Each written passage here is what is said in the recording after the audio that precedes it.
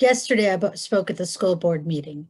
I didn't get to say exactly what I wanted to say because I had to generalize. Today, I'd like to share what I really wanted to say in my original speech. My name is Tova, and I'm speaking to you as a special needs parent. My youngest son, Jaden, is in 6th grade at Hightower Trail Middle School and is in the integrated autism self-contained classroom. Jaden has a behavior intervention plan. One of the behaviors is verbal disruption. The county's definition of this behavior includes screaming, loudly scripting, and making verbal threats to kill and harm others. There's a protocol written by the county that addresses unexpected language. The plan calls for the teacher to ask, is that pretend or real life language? On January 29th,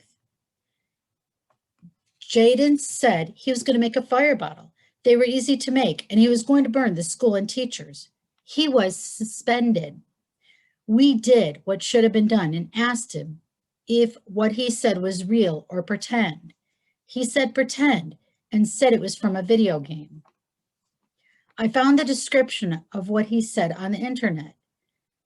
Red Dead Redemption game, fire bottle, are quick and easily flammable items that can be thrown to engulf a target or location in flames and burn for a short period of time. Let me tell you, that video game is gone and he's not allowed to play it anymore. Let me explain scripting, which is part of his disability. Scripting is the act of reciting lines from movies, commercials, books, etc., and is common among those with autism spectrum disorder.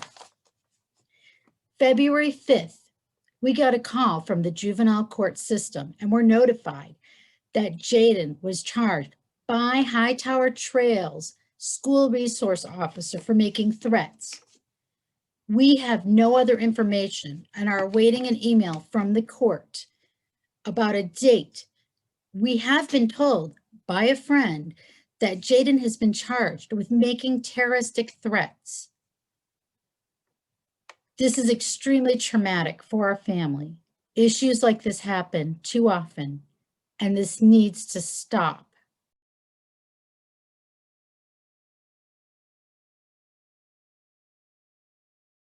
Next speaker is Tova Ringland. Ms. Ringland will discuss special education, and she'll be followed by Adrian Robertson. My name's Tova, and I'm speaking to you as a special needs parent. I'm extremely disappointed in Cobb County. I want to talk about special needs students who are in self-contained classrooms for students who are on the autism spectrum and those with intellectual disabilities.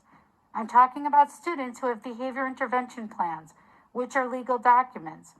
If a student has a behavior, for example, verbal disruption, and in the plan, the county's definition of the plan includes screaming, loudly scripting, and making verbal threats to kill or harm others, why can these students face charges for these behaviors? How can the school district force students into the juvenile court system? I'd also like to point out that there's a lack of communication regarding these charges, and many of these parents are unable to gain any information about them.